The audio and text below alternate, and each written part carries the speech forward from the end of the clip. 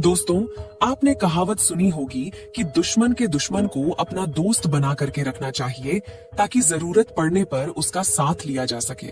और आज कतर के साथ कुछ ऐसा ही हो रहा है, जहां पर कतर का एक महत्वपूर्ण पड़ोसी देश, जो कि खुद एक मुस्लिम देश है, इसके बावजूद भी इसका झुकाव भारत की ओर कुछ ज्यादा ही बढ़ चुका है। दोस्तों, हम बात कर रहे हैं सऊदी अरब की, क्योंकि सऊदी अरब भारत के हाथ में $100 बिलियन से भी ज्यादा का एक बड़ा प्रोजेक्ट सौंपने जा रहा है। और ये सबूत है इस बात का कि भारत कतर के अगल बगल अपनी प्रेजेंस मजबूत करने में लगातार जोर दे रहा है। पूरी डेवलपमेंट क्या है इस वीडियो में समझते हैं। भारत जिस तरह से कतर के अर्थव्यवस्था की धज्जियां उड़ाने पर लगा हुआ है, इसके लिए इस वीडियो को एक लाइक जरूर करें। साथ ही इसी तरह और भी नॉलेजेबल वीडियो देखने के लिए चैनल को सब्सक्राइब जरूर करें।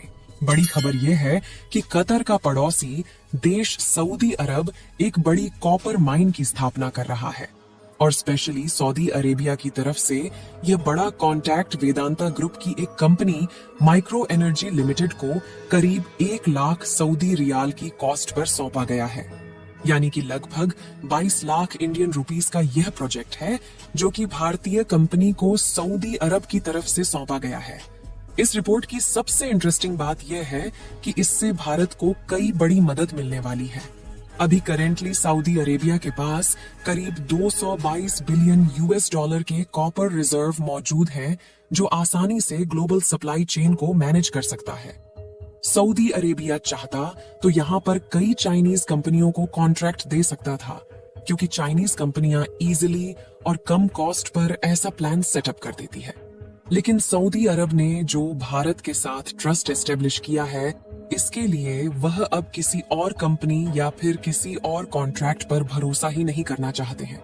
आपको बता दें कि सऊदी अरेबिया हर साल कई लाख करोड़ रुपए का कॉन्ट्रैक्ट सिर्फ भारत को सौंपता है, और इस नए प्लान की मदद से भारत अपनी कॉपर जरूरतों को इसीलिए इंपोर्ट कर सकता है, क्योंकि अब पूरी दुनिया जिस तरीके से रिन्यूएबल एनर्जी पर शिफ्ट हो रही है, कॉपर की सबसे ज्यादा इंपॉर्टेंट और अहम भूमिका होने वाली है। सोलर पैनल से लेकर विंड एनर्जी और लगने वाले मोटर्स, जनरेटर, टरबाइन के साथ साथ लगभग हर एक सेक्टर में कॉपर का इस्तेमाल किया जाता है। यहाँ तक कि पावर ट्रांसमिशन के लिए लगने वाले ट्रांसफार्मर सर्किट्स के हर एक इंडस्ट्री में कॉपर के बिना ग्रीन रेगुलेशन लाना बिल्कुल न के बराबर है। इसलिए साल 2021 में ये इंडस्ट्री $290 बिलियन की थी, लेकिन साल 2030 तक करीब $500 बिलियन तक पहुंच जाएगी। पूरी दुनिया में अभी करीब 890 मिलियन मीट्रिक टन कॉपर मौजूद है, और एक समय था कि भारत अपने एस्टेब्लाइज बैंक के जरिए बहुत भारी मात्रा में कॉपर प्रोड्यूस करता था।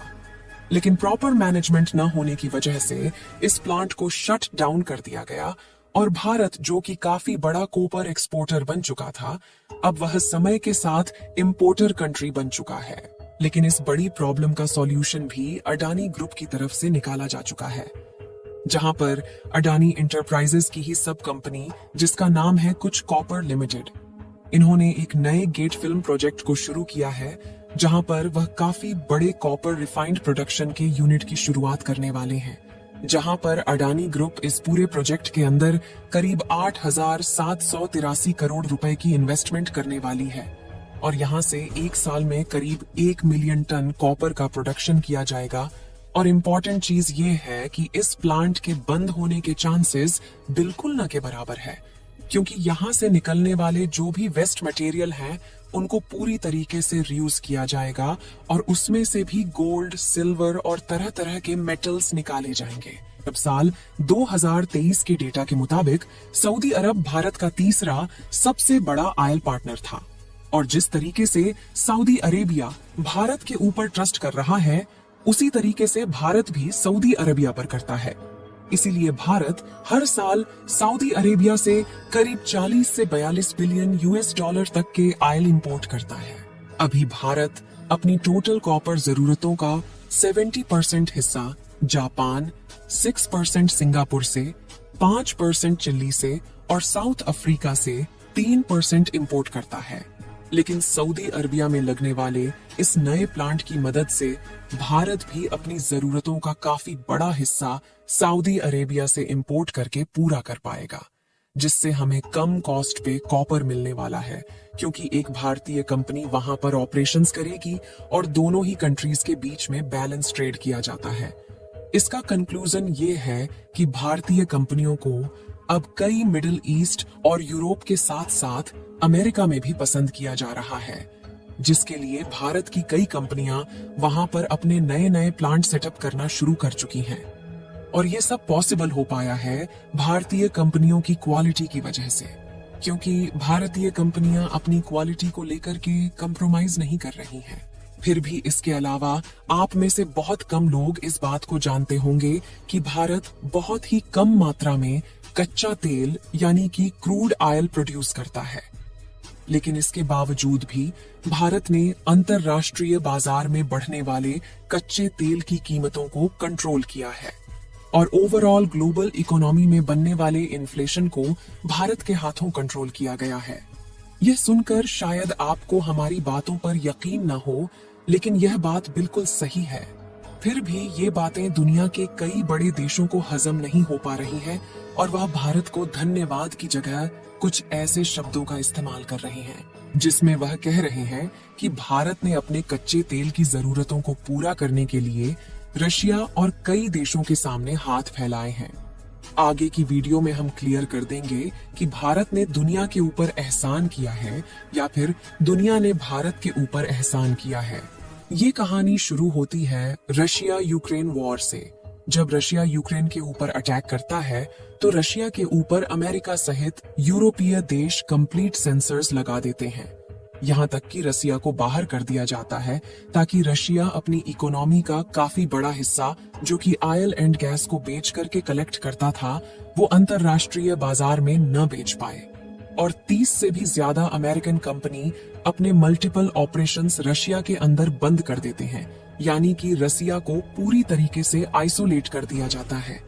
लेकिन रशिया को भी युद्ध लड़ने के लिए फाइनेंशियली सपोर्ट चाहिए था और वो भारत को डिस्काउंटेड प्राइस पर क्रूड ऑयल यानी कि कच्चा तेल ऑफर करते हैं और भारत भी भारी मात्रा में रशिया से डिस्काउंट प्राइस पर कच्चा तेल खरीदना शुरू कर देता है, जिससे भारत भारी मात्रा में ऑयल रिफाइंड करके यूरोपीय देशों के अंदर एक्सपोर्ट करने की प्रक्रिया शुरू कर देता है।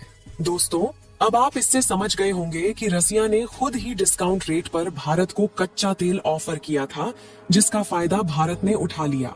भारत की अर्थव्यवस्था अब धीरे धीरे इंक्रीज होने लगी है, क्योंकि सऊदी अरब ने भी कॉपर माइन फैक्ट्री स्थापित करने का ऑफर भारत को दे दिया है। बाकी आपको क्या लगता है, भारत को सऊदी अरब में कॉपर माइन के लिए फैक्ट्री को स्थापित करना चाहिए या नहीं? अपनी राय कमेंट में जरूर बताएं। इस वीडियो को एक लाइक जरूर करें और अपने दोस्तों तक इस वीडियो को शेयर करें ताकि उन्हें भी जानकारी मिल सके।